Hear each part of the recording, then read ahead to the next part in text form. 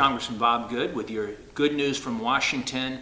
This past week, I attended for the first time the State of the Union address, the first one we've had since I've been here without the COVID restrictions. And while I was disappointed with the President's address, I think he should have said, I'm sorry to the American people for the harm I've caused, and I'm reversing my policies. He didn't do that, and I did bring with me, though, my special guest was Sergeant Stephen Knishel, who's a Virginia National Guard member who's been impacted by the negative COVID vaccine policies that the President has had in place, and his status is uncertain, along with many of his colleagues. From a legislative standpoint, this week I introduced my latest bill, which is the No Asylum for Criminals Act.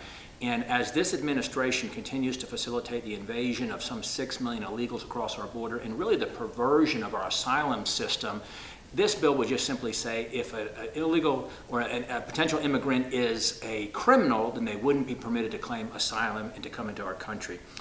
In our committee, on the Education Workforce Committee, we had a hearing on the status of education in America today, and I particularly highlighted the problems right here in Virginia, where we have some school districts fail to recognize the merit scholar achievements of some of their students, which impacted their ability to help qualify them for college scholarship, and that's certainly wrong that they're doing that.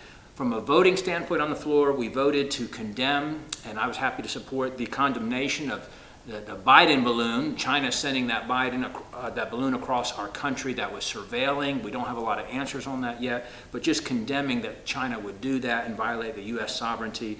We also voted to end the vaccine requirement for travelers coming into the United States, and finally to disapprove the Washington, D.C. city law that they want to allow illegals to vote in local elections. Congress has jurisdiction for Washington, D.C., and so we voted against or disapproving Washington, D.C. doing that.